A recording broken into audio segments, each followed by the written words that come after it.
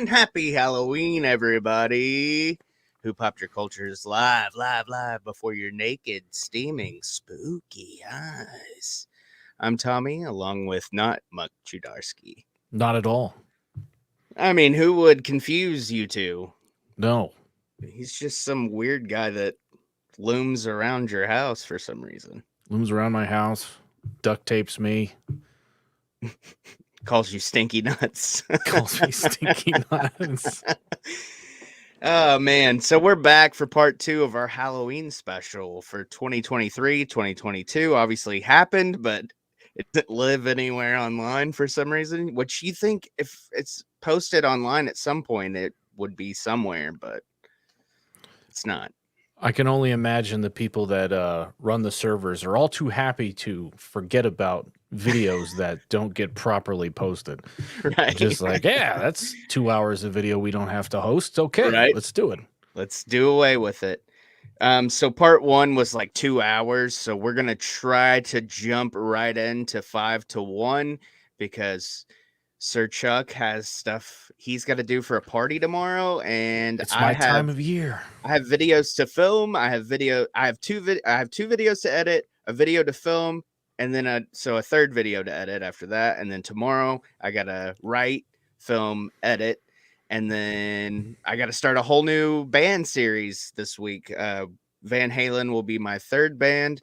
Levi's first Iron Maiden video will be up about midnight tonight, Central Standard Time, 1:00 on the East Coast. It'll be Iron Maiden video will be available for you whenever you watch it, but it will be here for Halloween. So I'm glad he finally got it done. He's got the first 2 done already. I've got it. And then Mr. Chuck Mudarsky here is has hit a wall with Zombie, but we'll get there. I don't usually have hair, but what little hair I have had, I've had to pull out in trying to figure out what the hell number 6 is going to be. It's tough. It really is tough. And then, the next Horror Isle will likely not be out next Friday because I'm working on something special. So, and the babysitter episode was awesome. I loved it. It was great. I'm glad you enjoyed it. I hope everybody else, you and all other the 4 people, because I'm definitely one of those views. Well, I guess one counts for me. But yeah, so go back, watch that. Watch the Motley Crue series I've done. Go back and watch the Kiss videos. I guess the full review of all the Kiss discography is doing very well. My Rolling Stones video is finally starting to get some views, and I'm very pleased about that. And shout out to all 977 of you at time of recording this live, because we're live streaming. But shout out to all of you. Thank you for subscribing. Join the Patreon, patreon.com/heels and quads. Some banners. Of course, shout out to Eric, Tim, Lori, Derek, Sweet Baby James, Kenny, who we haven't seen in a while. Where is Kenny? And Dan. I don't think I missed anybody. I think I got everybody. And let's see, mudamerch.com. Get all the designs. Anything new coming out? You working on any? What have I posted recently? We've got the Halloween These Colors Don't Run patriotic parody t-shirt. We've got the new Heels and Quads Misfits inspired tee, and we've also got the Genrist tee that is up and live right now, which is out of context, just a bit of insanity. But I will get to that. That's it's going to be a big part of the Horror Isle, and it's kind of my life. So I'm ready for a Muck Chudarsky shirt. Yeah, I got to get on that. Yeah, I got to break out the old drawing table and do it right. Yeah. What do you, I mean, just kind of like peeking behind the curtain. What do you, I mean, is there any ideas really you've got? Well, honestly, like I picture a cartoon of Chuck or Muck Chudarsky, not Chuck Mudarsky, because that's me and I'm not Muck Chudarsky. No, not at all. You know, Not once, not chilling never. chilling on a beach, sipping on a cocktail out of a skull or something like that. I don't Yeah. know. I definitely, yeah, I think he should definitely be animated. I think that would be fun. Yeah. Yeah. All right. So, Yeah. oh, go ahead. No, I was gonna say like I could just take a screenshot and stylize it, but it,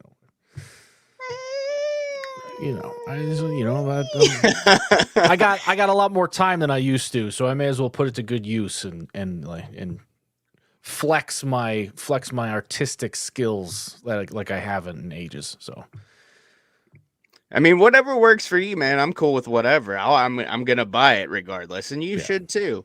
But also, speaking of buying and spending all your hard-earned money on us, but not just us, go to copperjohnsbeard.com and use coupon code Heels and Quads in all caps, because we're all professional businessmen here at Heels and Quads Media, and save 15% on your order. You know the whole spiel about what they have. Just go check it out and order some and make your beard look as fun and neat and clean as ours. mine's And not Muck so neat and Chidarsky. clean. Yeah, it's clean. It's clean. I don't see any food in it. I don't see any lint. No, You're good. It's the beauty of streaming from a dark room. With dim lighting. Yeah. So before we get into it, real quick, what are your plans tomorrow? You're going to a party, right? Yes, I got a buddy of mine who does he goes all out for Halloween, which is right up my alley. Are you off tomorrow? Oh yeah. Oh, and the cool. next day. Nice. Smart planning. Oh yes. It sucks when Halloween's during the week though. It does usually. But yeah, my buddy, he's hell bent on having Halloween parties on Halloween, which I appreciate. I respect it. Yeah, the way the lengths that he goes to decorate and all that, it harkens back to my days working at the haunted house. So it's nice. I get to break out all my little shortcuts that would send OSHA screaming. But we put on, well, he puts on, and this year I'm helping him put on a one hell of a spectacle. So hell yeah. We just set up a water feature that is a skeleton that is projectile vomiting neon green liquid. Sweet. His mother actually built the thing using a sump pump, so where it's usually just supposed to dribble out of the skull. Yeah. It's like Team America, Violently. World Police. Yeah. It's hilarious. I sat there giggling at it for a good 10 minutes earlier. But yeah, it's a good time. I'm looking forward to it. Halloween is my Christmas, so it's a big deal. Yeah. I mean, I love it too. Obviously now with children's, it's not about me anymore. And also, my newfound lack of alcohol consumption. It kind of takes some of the fun away, but man, I still I'm going to take Tommy trick-or-treating. The big boys, they don't do that, but they'll hang out with their friends, and Tommy and I will go trick-or-treating with my nephew and my sister who just got married. Congratulations to my sister Christy and new brother-in-law Robert, even though they've been together forever. And so I did that over the weekend. So that was kind of like my party, even though I was pretty much working the whole time.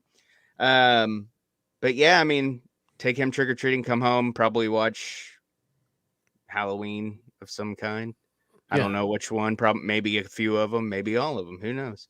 But mostly working on videos will be my time, not trick-or-treating with the young son, because I have a feeling I don't have many left until he's too big for that as well. Before Which he's is got a hankering to practice his throwing arm with some eggs. Man, I trick-or-treated till I was probably at least 16.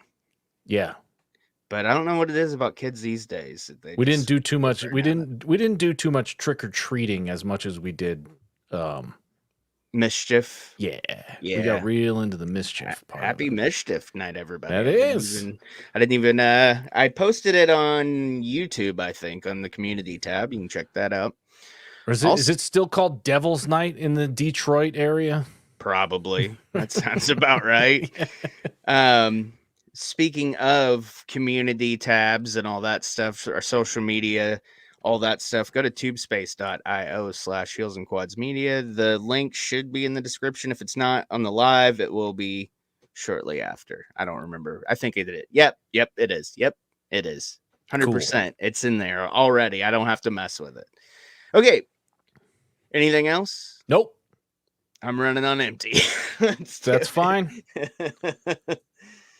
Did you start or I start last time? I don't remember. I don't either. Do you want to start or do you want me to start? I'll kick it off. Okay. My number 5 is usually a heated debate between one of two camps. I am firmly on the side of The Howling. Okay. It is hands down my favorite werewolf movie.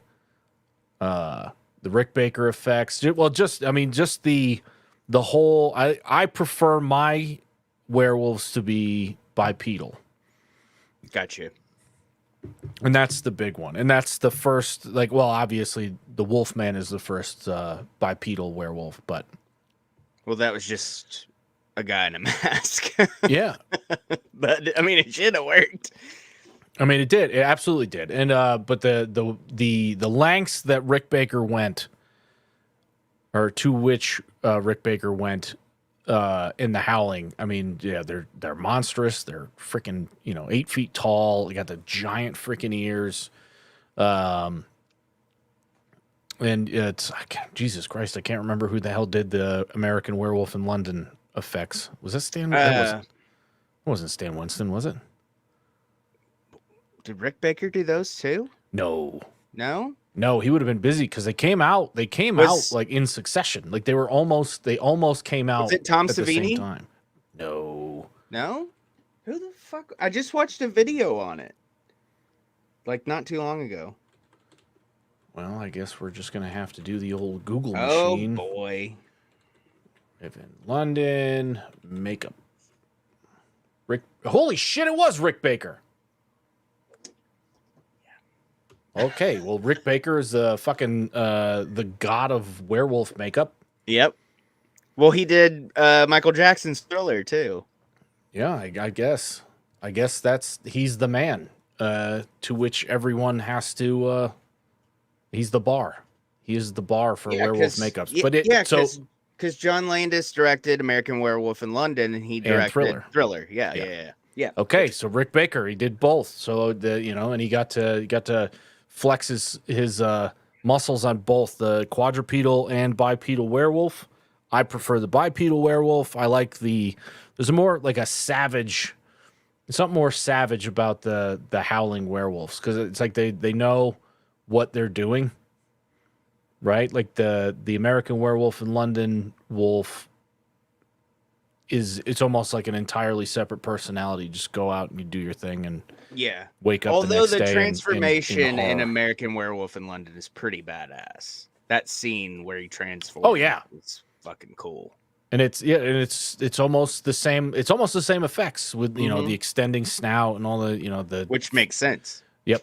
And the finger, the wolf fingers busting out. Or I think, werewolf, London, his hand, like everything's stretched. Yeah. Whereas in The Howling, the wolf kind of burst out, which is a popular effect in werewolf movies, where the wolf tears through. It's a lot gorier. Yeah, it's a lot gorier. I will say a lot of the effects in London are they're a lot more refined. Mm-hmm. Especially as far as the ghosts, like the ghosts of the kill that haunt the wolf, like that. Like London's a great fucking movie, absolute great movie. But The Howling is my preference. We can put American Werewolf in London in an honorable mention category. Well, somebody's honorable mention category. It's not in mine.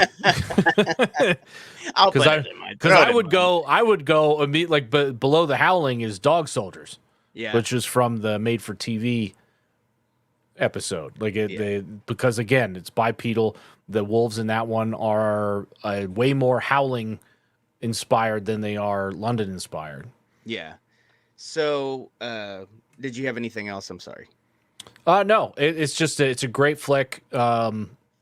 It's I don't like. I would say that The Howling is the more metal werewolf movie, whereas London is more like the just like straight up rock and roll movie. Yeah. Like it's a lot. It's a little filthier, and Yeah. it's always. I'm with And you. I don't know. I don't know if it's because The Howling was the first one that I saw out of the two. Yeah.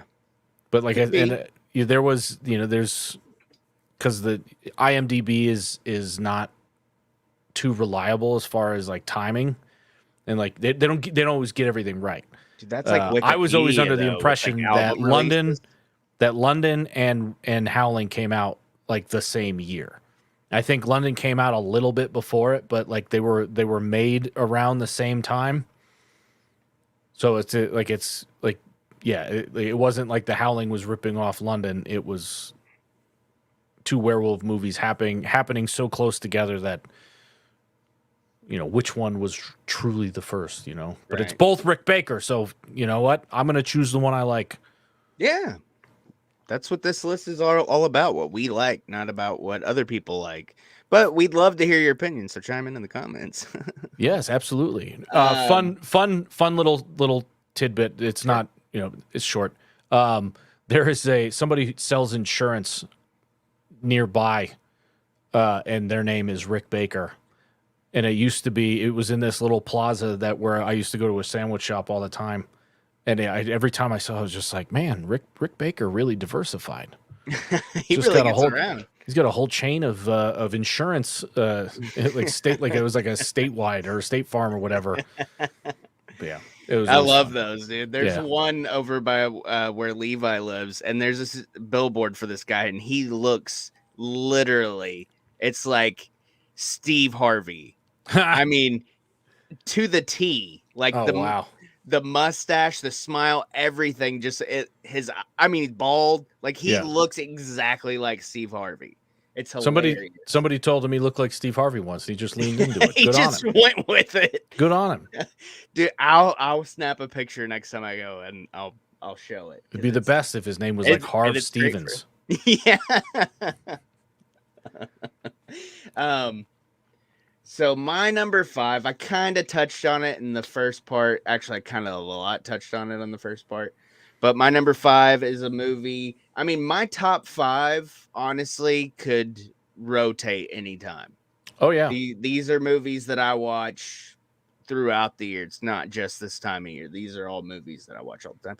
And quick, before I get into number 5, I do want to mention and shine a little light on it, because I've been watching it and watching everything kind of around it the last week or so. But the Universal Monsters, I want to put all of them in my top 10, but I also kind of lump them together as a franchise. Mm-hmm. And I love them all kind of the same. So I didn't want to pick one or two and leave some of them out. And that includes Abbott and Costello, Frankenstein, Jekyll and Hyde, The Invisible Man, all the Mummy, all those. And I know those are comedies, and I've put those in a top 10 horror list before. But I mean, for the time, yeah, there's the chuckles and the laughs, but I mean, there's a lot of movies with chuckles and laughs. So you kind of got to just take it with, whatever. Horror and comedy they go hand in hand. Yeah. And I mean, come on, the B slashers and stuff. I mean, those are hilarious. Yeah. But number 5, starring everybody's favorite should be A-list leading man Bruce Campbell, Army of Darkness. This was the first of the 3 that I saw. I think you said the same last time. Yes, indeed. My mom's boyfriend at the time rented it from our local video store. It's one of those mom and pop video stores, hole in the walls, like in the middle of old downtown or whatever, and they have like the sun faded posters and cardboard cutouts and stuff. I remember going in there, and we'd always rent old wrestling pay-per-views and stuff, like WrestleMania 2 and the clamshell. Mm-hmm. And one day I guess it must have been when this was released, because I remember it was on the new release shelf. So if it hadn't just come out on VHS. It was, just because it was a mom and pop place and they were too lazy to move stuff around. But it's one of those places where you had to take, the cover and take it, and they would get the VHS, like that weird plastic case that had that I know exactly real what you're talking about. distinctive smell, and it was a label on the front. Smelled like it'd been handled by 200 people in the last week and a half. Yeah. And it had like the index card with the plastic with the index card in it. So cool, man. But yeah, I mean, it gives us so many fun scenes, and you give me some Sugar Baby out of it, and hey yo she bitch, cocks the boomstick, this is my boomstick, all that good stuff. And I mean you talk about like the werewolf movies and stuff with Rick Baker, the makeup and shit on this is fantastic. And you get Evil Ash and all that stuff, and the little Ashies running around. It's ridiculous, but it's Bruce Campbell ridiculous is great, and him going back in time, and the car goes with him, and everybody's blown away when he gets there. It's just so fun. Yeah, that was it was the same for me. It was the first out of the 3 movies that I had seen. I watched them in backwards order, and it was just one of the neighbor kids that showed it to me. And then it was the funny thing to me was that my formerly cool uncle, the one who showed me a lot of horror movies as a kid, he showed me Evil Dead 2. And while this is all happening, I'm like, this is the guy from Army of Darkness. And then he cuts his hand off and puts the chainsaw on it. I'm like, this is literally the guy from Army of Darkness. This is like I same movie. I keep talking about it. He has no fucking idea what I'm talking about. He had never seen art. He didn't even know that there was a third one. And I'm like this, there was another movie, but it takes place in medieval times. I don't know how this all works together. Yeah. It was the weird thing as like an 8 or 9 year old kid showing my uncle, who was the horror connoisseur, that there was another installment of this horror trilogy. Do you think maybe it was because it wasn't called Evil Dead 3 Army of Darkness? It's a good possibility. Because later on when DVD came out, there was so many different versions of it. And I would rent them all. I wouldn't buy them all, but working at a video store, I would rent all of them. Like Ash versus the Army of Darkness, and then there's another cut on that. There's a different ending. There's an extended ending. There's so much. Which we got something of at the end of Ash versus Evil Dead. Was that? It was the end of season 1? No, it was the end of the show. Oh, okay, yeah. The season finale of Ash versus Evil Dead ends like the original Army of Darkness ended. Right. Okay. But yeah, it's a great fucking flick. It's so fun, dude. And like I said, it was the first movie me and my wife ever watched together. So nice. Pretty cool. Good memories with that. And we got the tip of the cap from Bruce. So that's what cemented the deal, my friend. All right, number 4. Number 4 for me. This one belongs on everybody's list. I know it's on your list. I'm sure it's a lot higher though. And it's just difficult. It actually kind of hurts my feelings putting it this low on my top 5. Your top 5 probably can rotate like mine too, though. Oh, absolutely. I already made changes. Yeah. I made changes 30 seconds before you hopped in StreamYard. I didn't look at mine from the last time. I was like, I'm not touching it again. Because I don't had have it. that. They live. It fucked me. Yeah, I don't have the list from last year, so I have no idea. Oh no, from the first part. Oh, okay. Yeah. But my number 4 is the well, I guess it's not technically the proto slasher, but it is the one that set the tone for everyone that came after it. You know it, John Carpenter's Halloween. I don't want to talk too much about it because I know yours is coming up. I've talked about it ad nauseum already. We did a watch along for it. Go back and watch that too. I know it's just. I swear to Christ, it gets more perfect every time I watch it. Yeah, and it's infinitely rewatchable. It is on. It's been on Shudder. I surprisingly, because the way that movies cycle on and off of Shudder, it's been on Shudder for almost 2 years Yeah. solid at this point, along with 4 and 5. Like it's weird how that they've just had those three that have been on there forever. Um, but it's I mean it's John Carpenter, so it's kind of already perfect in that. But it's fucking everything's great. The cars are great. The chicks are great. The music is great. Donald Pleasance is great.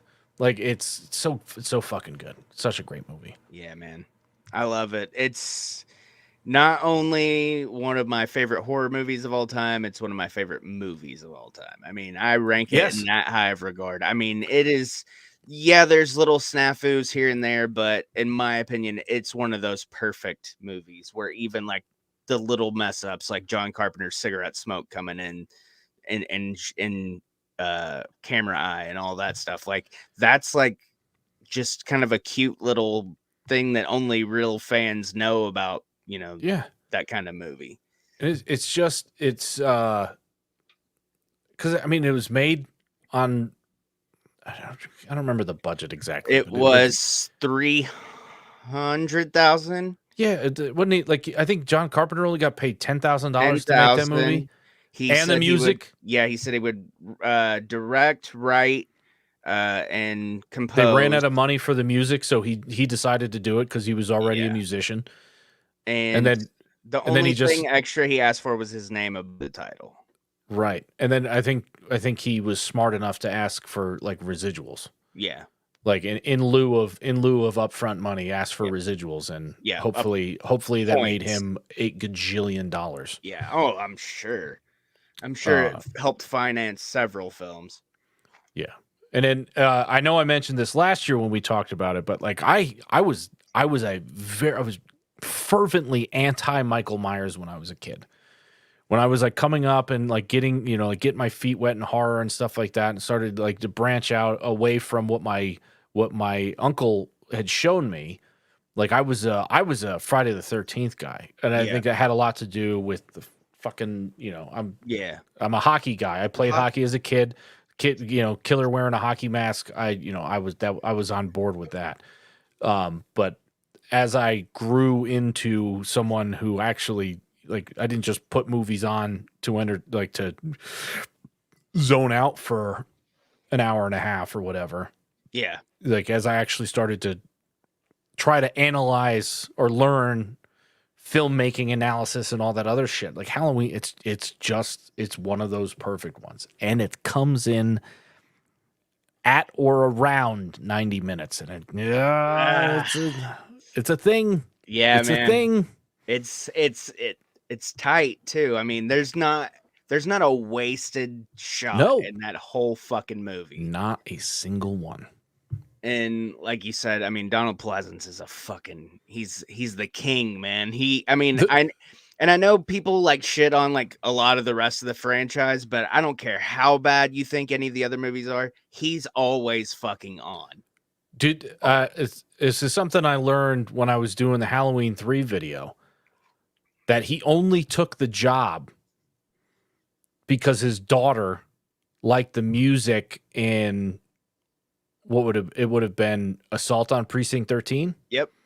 So he only took the job because his daughter liked John Carpenter's music. Like, it was just like, it was like, yeah, Dad, you got to do a John Carpenter movie. I think he got paid $30,000 for like 20 or 30 grand. I can't remember which. I know it's a round number, but it was only like 5 or 6 days of work for him.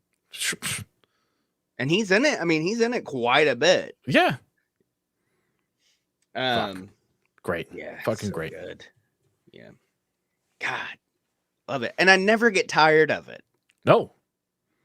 Because it has become the movie. It has become the movie that I put on when I can't think of anything else to watch.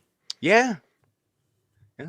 Like I said, it's one of the, I mean, all of them, all 10 of them. I actually had put They Live into my list, and then we were scrolling through movies to watch the other night after we watched Five Nights at Freddy's when that came out. for little Tommy, and we were scrolling. I was scrolling through on Peacock of all places because that's where that movie was, and he was like, "Oh, hey, Dad, that's that movie with Rowdy Piper in it, isn't it?" I go, "Yeah, the John Carpenter movie." And he goes, "John Carpenter, the guy that did Halloween?" I'm like, "Yes." I was like, "Let's watch this again." Proud moment. So my number 4, speaking of screen time, my number 4 movie is one that the main person, I guess the main villain, I guess I should say, is only in this movie for 7 minutes, but it kicked off a franchise and it saved a whole fucking film company, and that's the original A Nightmare on Elm Street. This one, I think this one and another one that's coming up on my list, everybody knows what it is because I've talked about this at nauseum too. And also, these two are always flip-flopped on everybody's list. So this one, Freddy's only in it for 7 minutes, but when he is in it, it's fucking awesome. And the only reason I think that the other movie that I'm going to talk about beats it is because this one, like, when you go back and watch it, it's like you want Freddy. You want, one-liners, slapstick, Freddy. You don't want, fucking evil. He's terrifying in the first one. For the little bit of time you see him when he comes out through the alleyway with the long arms, it always cracks me up. But when he says, "This is God," with the fucking blades and that one line alone just terrified me as a fucking kid. Because I'm like, he fucks you up in your dreams, but what could he do with that fucking blade? Like rip you fucking sack to hole, Yep. And go the long way doing it too. But yeah, man, Robert Englund's the fucking man. And Heather Langenkamp as Nancy, fucking, Jamie Lee's Jamie Lee, but and Heather Langenkamp is fucking phenomenal. And she'd come back and play it in Dream Warriors. She'd come back and play in A New Nightmare, which is one when we did the Nightmare ranking. Dude, that movie's fucking underrated. That shit was cool as fuck. Yeah. And it was like trend setting. He went on to do Scream after that, Wes Craven. But is it? Dude, if you've never seen any of the Nightmare movies, watch the whole fucking series. Watch it from the beginning, though, if you've never seen it, because you get spoiled if you go like any other way. And don't watch the remake because it fucking stinks. I saw it in the theaters the night it came out, and I was pissed. Yeah. I knew Robert Englund wasn't in it, and I knew it wouldn't be the same, but it was fucking god awful. I hated it. I don't know what it was. And I've tried to watch it again, and it stinks. It's not good. It's not. It was. I gave it the. It was like, I didn't like it at first. Maybe the passage of time. Yeah, it's improved, but it hasn't. It doesn't. It's. There's. Fucking let sleeping dogs lie. Yeah. Either bring. Even if they did like some kind of CGI thing with Freddy and Robert Englund just voices Freddy, do it that way. Don't fuck up a good thing. That's the funny thing is that the only thing that Jackie Earle Haley did, or like the only thing that I could really say about that movie was that Jackie Earle Haley's voice is decent. Yeah, it was fine. That was fine. I don't even think it wasn't really him. I think he did kind of the best with what they gave him. Sure. The story was atrocious. Yeah, it was all jumbled up and it was just fucked. I don't know. I just didn't like it. I got real pissed because they were trying to, and it was a thing that they were doing at the time, because it's what they did. It's what fucking Rob Zombie did with the Halloween movies, where they tried to humanize the killer. And they try to make it too fucking edgy and shit, and it's like, get the fuck out of here. Robbie's Halloween stinks too, and I love Rob Zombie, and I like some of his movies, but man, he ruined it. He butchered that he shit. shit all over it. It's Anyway. not good. But the Nightmare movies, Yeah. I do love them. Yeah. They don't generally find their way on any of my top 10s or maybe my 20s, but definitely not my top 10s. I'm a whore for pop culture. Yeah. But yeah, the first one, amazing. The first one's absolutely amazing. I think I watched 3 and 4 more than I watch any other ones. But 2 is amazing. I love 2. Despite the massive drop off. Have you ever seen the documentary Scream Queen or whatever? Oh yes. Dude, Yeah. that was fucking awesome. It changed my whole perspective. I had to go back and watch it again. I was like, this is fucking great. Right. Even before that though, regardless of all the things that they kind of like snuck in there, like the 2 was always. I mean, it was the budget like fell off a cliff for 2. Yeah. So like all the makeup effects and all that stuff are like they spend it on the gags. They don't spend it on there. They didn't spend it on like Freddy. Like Freddy's makeup, it looks almost unprofessional. Yeah. In a lot of scenes, but like a lot of the gags were really good. But it was the pool scene is fucking hilarious. Yeah.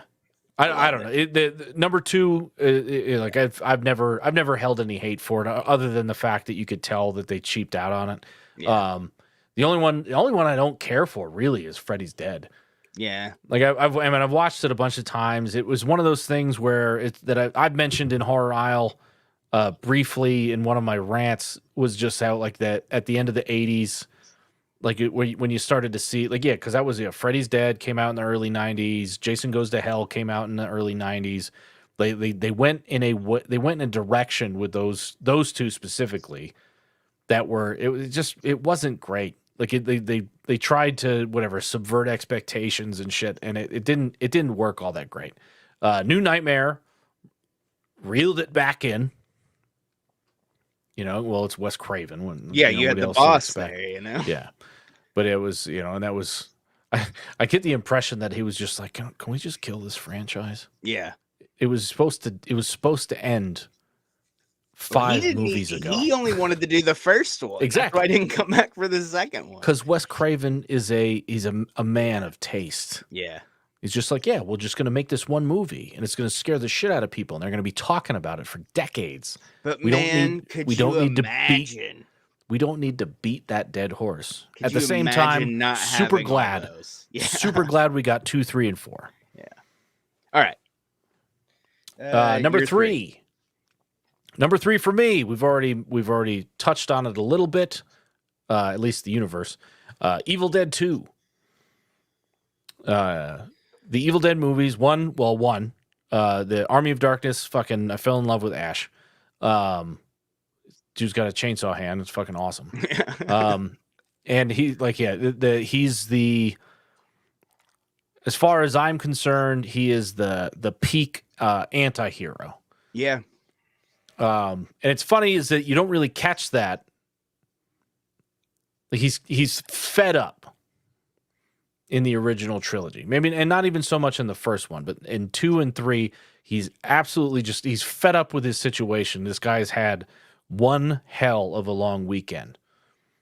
He's almost got a Marty McFly thing going himself. But you don't really catch his attitude until you watch Ash vs. Evil Dead, where it just kind of expounds on the whole him just being a selfish prick. But Evil Dead 2, 1, you don't actually need to watch the first one, and if you do watch the first one and then the second one, it'll just confuse you. Mm-hmm. But Evil Dead 2, you get caught up with why he's at the cabin in the first place, and then it just opens the floodgates as far as the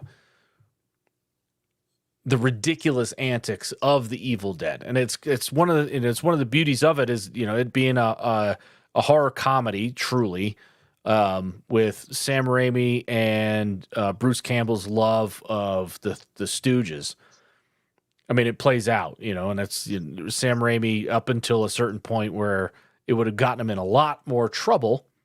Him beating the shit out of his actors, specifically Bruce. Yeah. Because he knew he could get away with it. And he's like, how much more blood could we teenagers?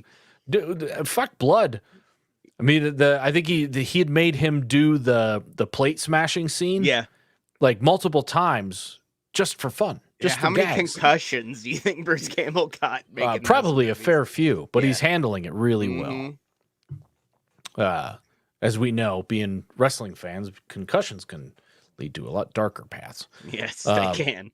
But yeah, the Evil Dead 2, it nailed it. It's the cabin in the woods story. It's as far as I'm concerned, it is the pinnacle of the cabin in the woods story, and every other cabin in the woods story after the fact is like that's the bar set.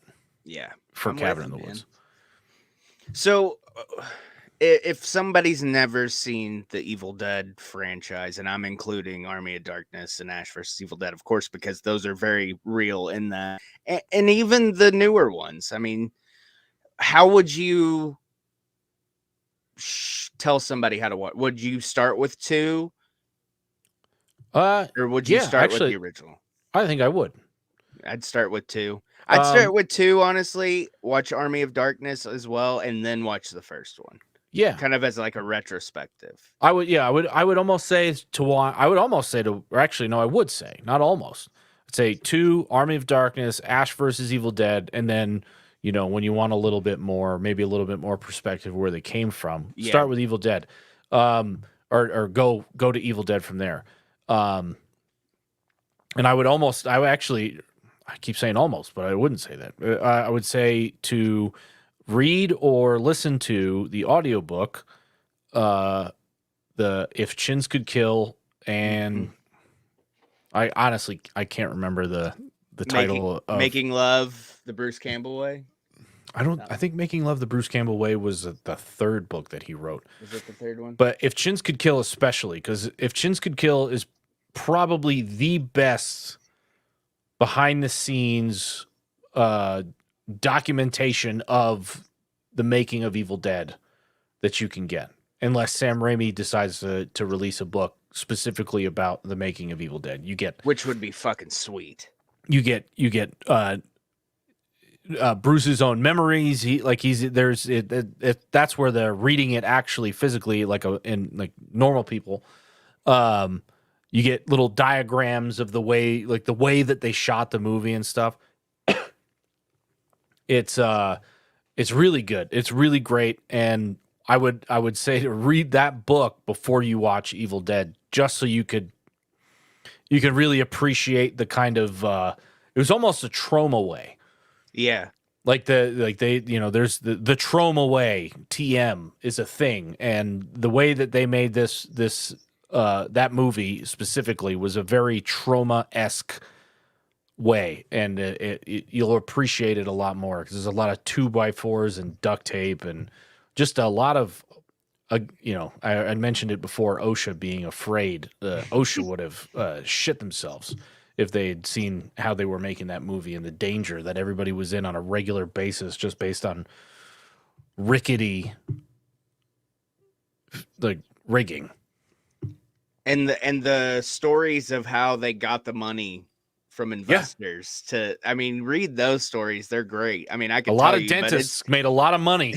It's fun to read Bruce Campbell telling those stories.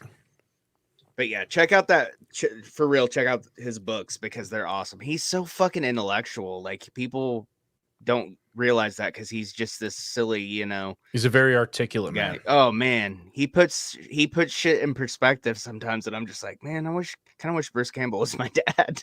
Yeah,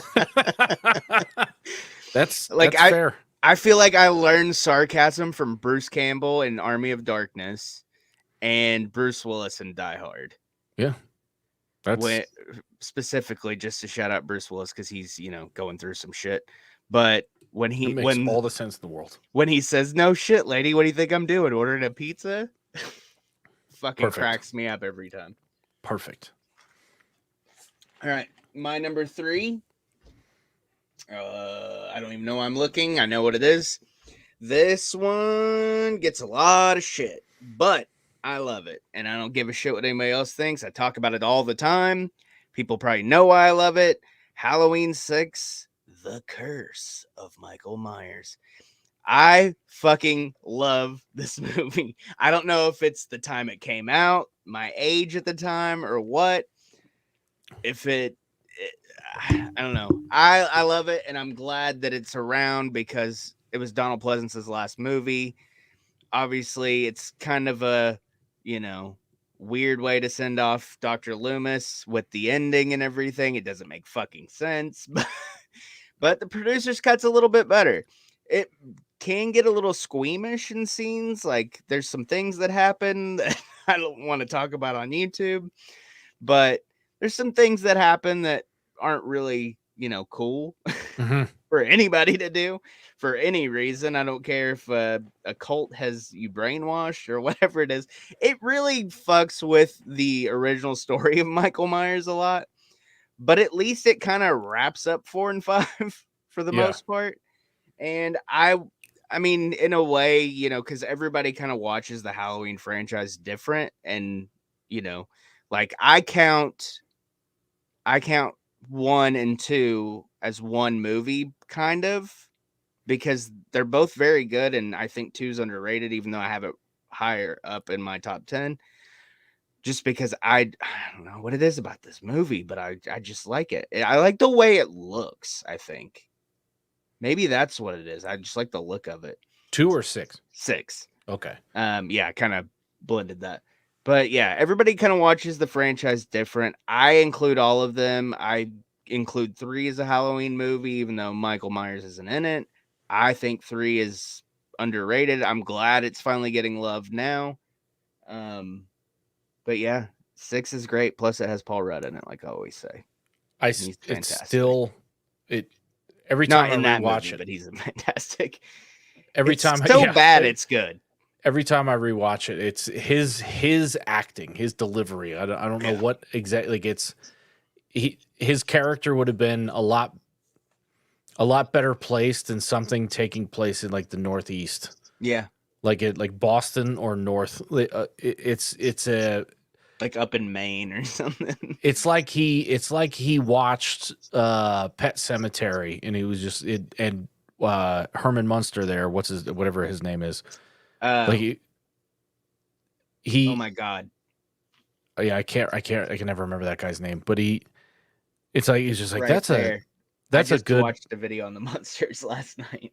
Oh. He's like that's a good creepy accent. I'm gonna do that for Illinois. It just didn't make any sense. Fred Gwynn. Shit. Fred Gwynn. There you go. I couldn't look it up. I was like, it's gonna come to me. Yeah, his acting in 6 is it's comical. Yeah. It's bad. And it was my first Halloween movie. Yeah.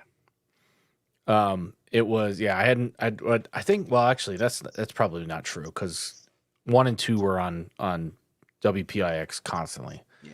So I'd seen them, didn't know what I was watching, but 6 was my first Halloween movie. It was the one that came out when I was old enough to see it. Yeah.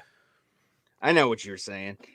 The VHS cover art and obviously the poster and everything else later on, but something about the VHS cover at a video store, it always looked like Michael was wearing the Undertaker's hat.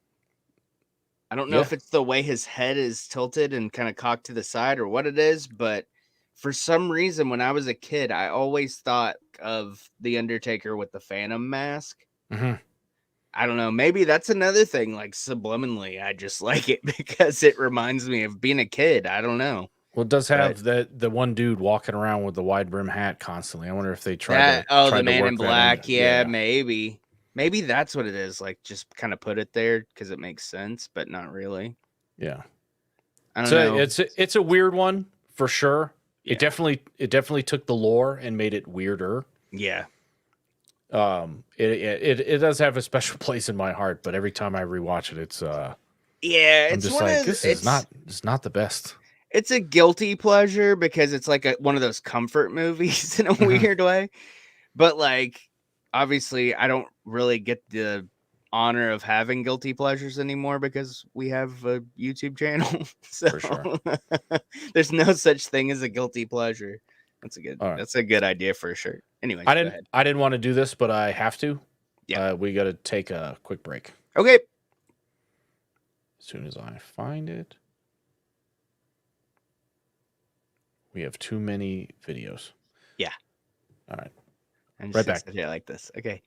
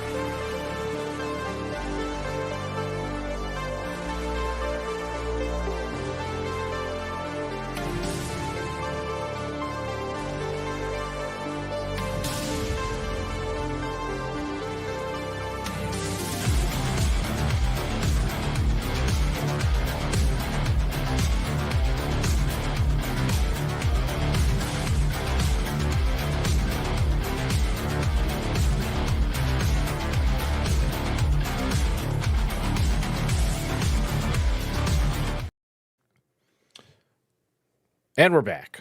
All right, and I'll cut that out. All right, you're number 2. All right, number 2 is a movie that I have talked about many times on our top fives. I don't believe it was the first, but it definitely changed the entire subgenre. Ultimately, another perfect movie, insofar as that is a thing that can be real. Jaws. You got me. I was like, I'm trying to think back on all of our top fives, but yeah, now it makes sense. Yeah, I mean it is overall my favorite movie of all time. But it's at not number 2. It is at number 2, and that's where I take some. That's where I take some license, because naturally anybody with whom is like, oh, if it's your favorite movie all time, it's going to be your number 1 for every genre that it could possibly touch. Not true. It is one of my. Especially summertime. If it's summertime and it's streaming someplace that I subscribe to, I will watch it, and I will watch it before I will watch Halloween. But I mean, it's fucking Jaws, man. Fucking the acting is amazing.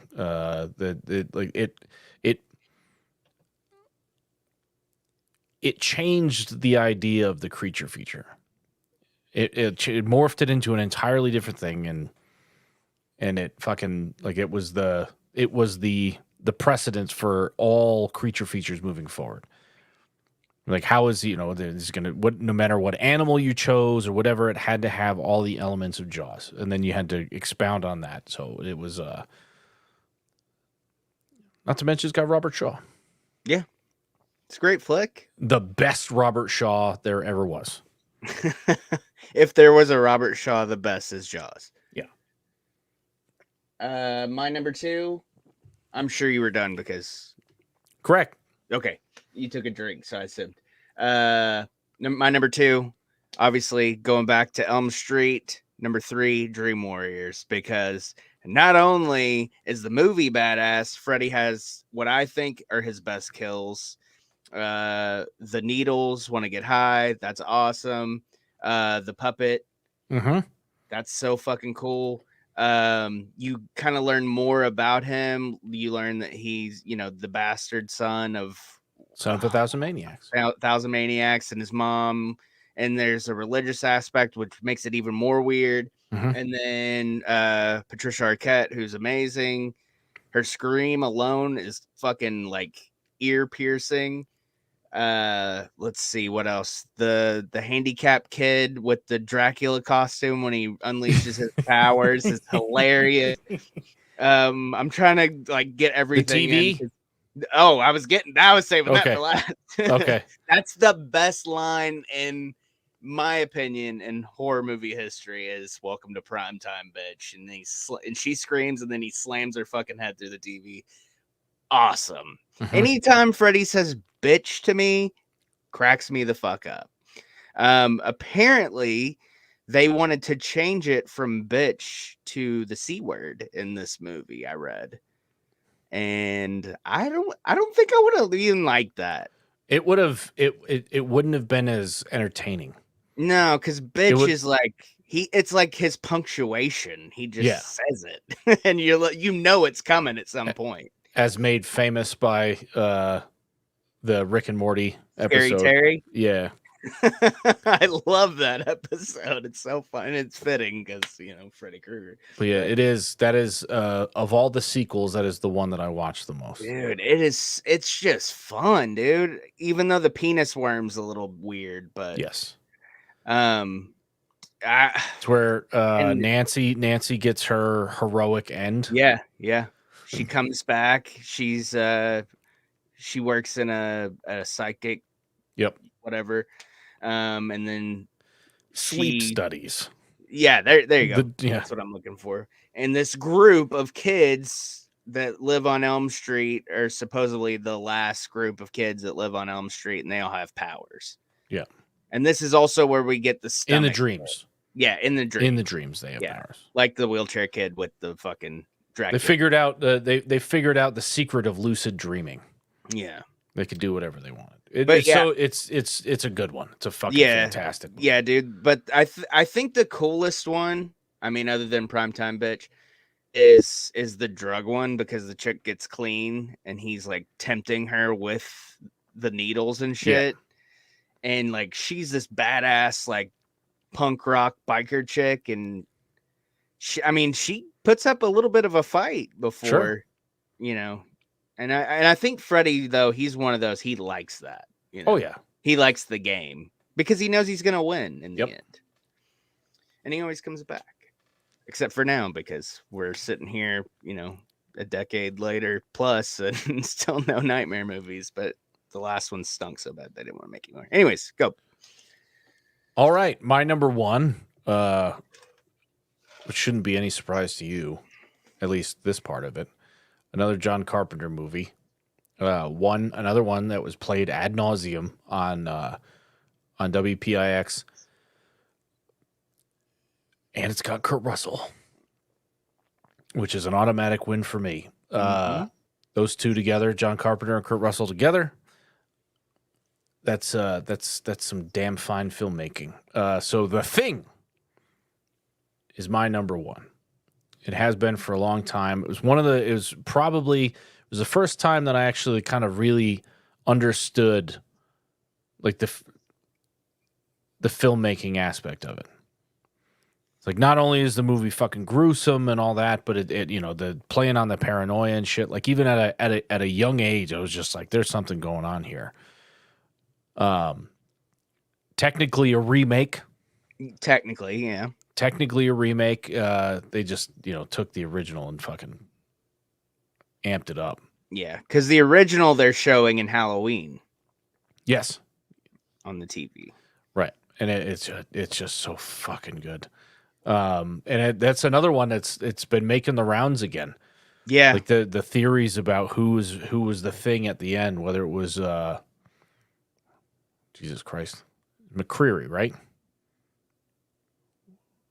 I feel like a CH.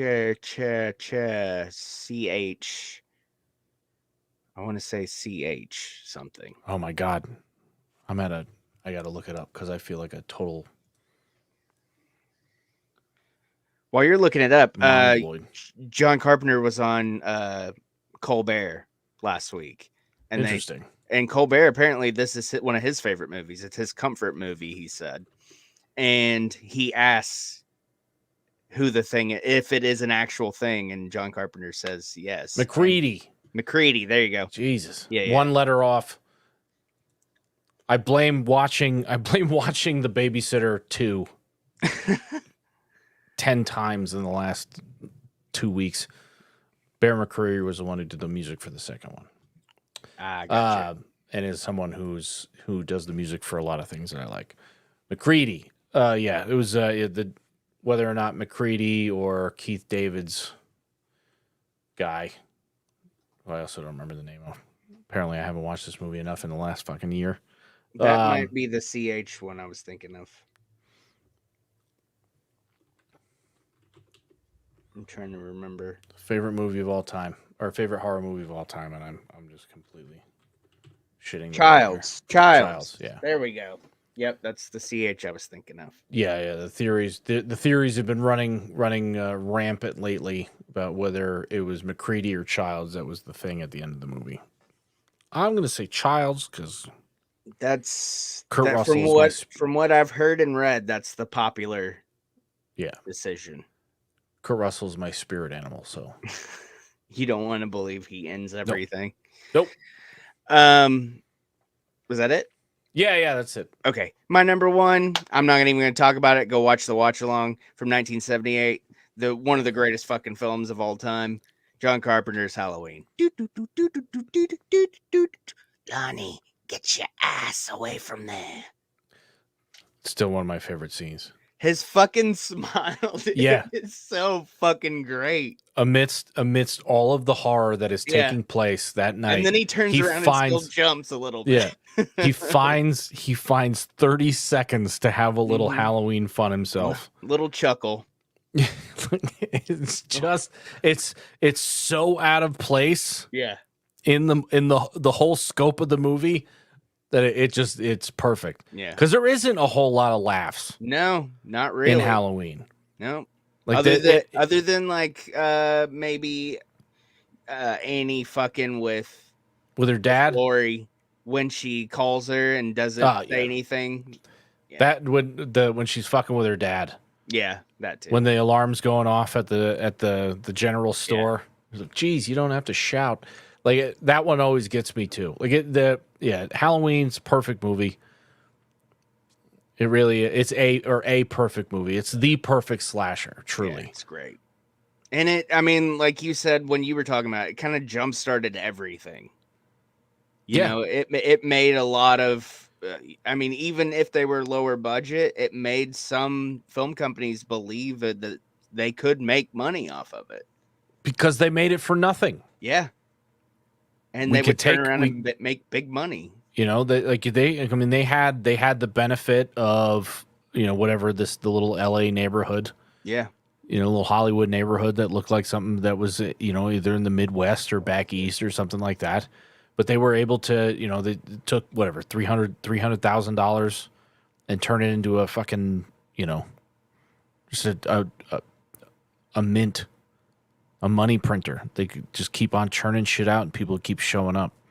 And then, everybody else, Paramount, they did theirs with Friday the 13th. I used to fish on the lake that the original Camp Crystal Lake. Like the camp, it was an old Boy Scout camp. Yeah. Like it was, it took nothing. Do it off season.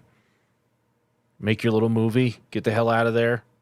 And then, Nightmare, they upped it a little bit. Yeah. They had the studio money again. But it kickstarted it all. Or, well, like defibrillated it. Because technically speaking, you got like Black Christmas. Jesus Christ, my voice. Or Black talking. Christmas. Like Black Christmas and Texas Chainsaw came out prior. Black Christmas was 100% a slasher. Texas Chainsaw was a whole different thing, really. It was its own thing. Yeah, it was weird.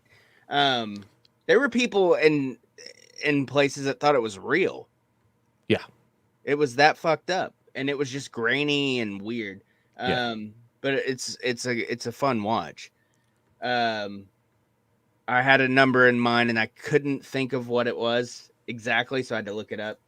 Nightmare 2 was made for $3 million. That's after the success of the first one. Nightmare 2 was made for $3 million and made $29,999,213. And they almost ended it after 2. Yeah. And then glad they didn't because we got Dream Warriors out of it. But my laptop's about to go dead and my charger's in the other room, and I don't want to do another break. So no, that sounds one more good to me. You were about to say something else, and then we'll wrap it up.